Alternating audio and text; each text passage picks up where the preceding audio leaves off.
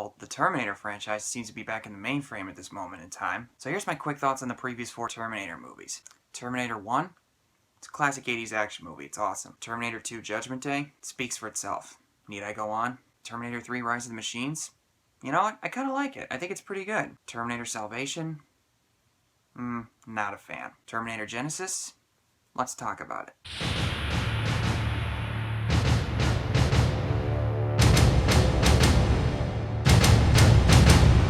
What's going on, everybody? I'm Joe, and today I'm here to talk about the long-awaited Terminator Genisys. Terminator Genisys is a sequel/prequel/reboot of sorts of the Terminator franchise, where John Connor, played by Jason Clarke, sends Kyle Reese, played by Jai Courtney, back in time to 1984 to protect Sarah Connor from a Terminator, which is sent by Skynet in a last-ditch effort to eliminate John Connor before he's even born, by killing Sarah Connor. And Sarah Connor in this movie is played by Emilia Clarke, who's most famous for her role in Game of Thrones, which I don't watch personally, and you got Arnold Schwarzenegger returning as the T-800. And as soon as Kyle Reese arrives in 1984, he, along with us, the audience, discovers that certain things about the original past have changed. Sarah Connor is now more an efficient badass, and her father figure is the Terminator, Arnold Schwarzenegger, that was sent back in time to when she was a kid, and all the while we're trying to figure out what exactly has been going on, why the timeline doesn't exactly fit in, and certain things with John Connor start coming into play, and you just wonder, what the hell's going on?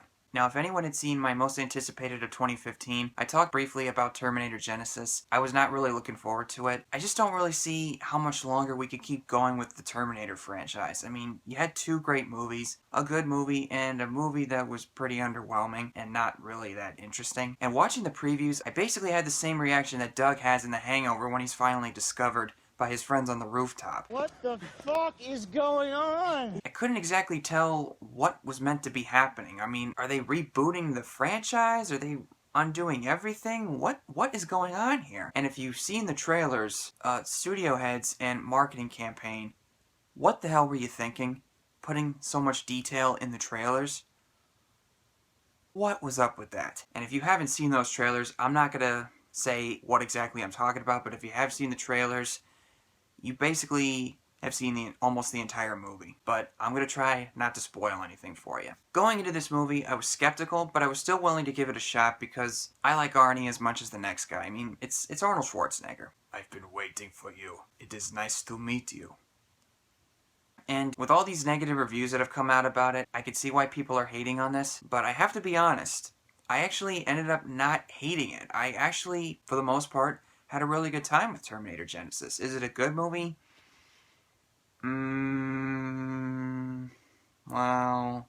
Okay, look. I wasn't expecting the exact same cinematic flair that the first 2 had. I wasn't expecting it to be better than the originals. We still have those movies.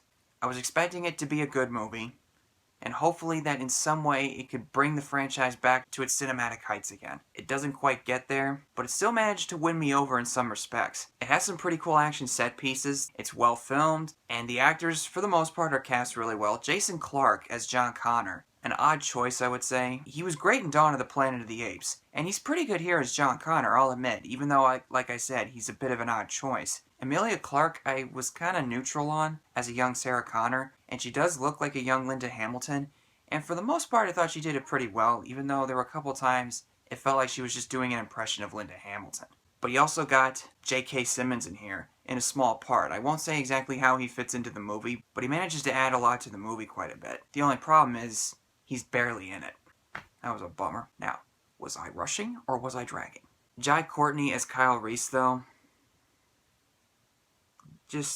Jai Courtney is no. Now let me just be clear. I do not hate Jai Courtney. I don't hate the guy. He might be a really awesome person in real life, but as an actor, he's just blah. Of all the actors you have out there in Hollywood to play Kyle Reese, why pick Jai Courtney? Why?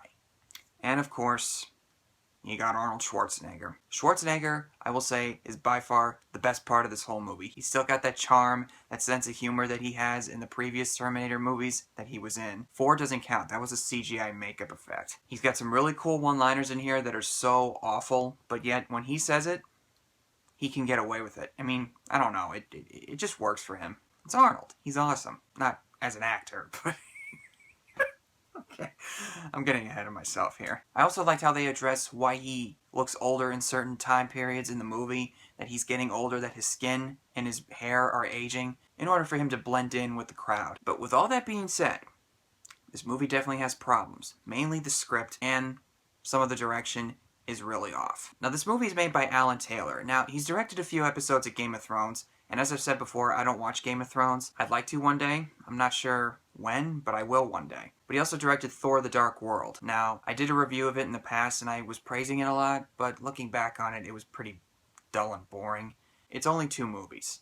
I'm sure he'll have more time to prove himself in the future. Hopefully. But as of right now, he's not a really strong film director. And I don't know if he wrote the script or maybe somebody else was writing it, but the thing with this movie, it's time travel, so that could go one of 2 ways. You got some great time travel movies like Looper, Back to the Future, X-Men Days of Future Past, and the first 2 Terminators, to name a few. And those movies handle time travel very well. I mean, it doesn't try to go into the science of it or the physics of it or anything. The time travel movies, you bend certain things a little bit and it can get really confusing. It became very muddled and very hard to follow, I would say. I mean, they try to explain certain things that happen, but when they do try to explain it, I just found myself going, wait a minute. What's going on here? And certain things don't really get that much explanation, and they're never really paid off in the end. But on a small positive note, it's nice to hear the classic theme from Terminator in the end credits. I don't think it's Brad Fiedel, I think that's his name. I don't really think it's actually him doing the score, but if whoever composed the score for this movie, if he incorporated the theme from Terminator 2 into this movie, props to him for doing that. It was nice to hear it again, but, you know,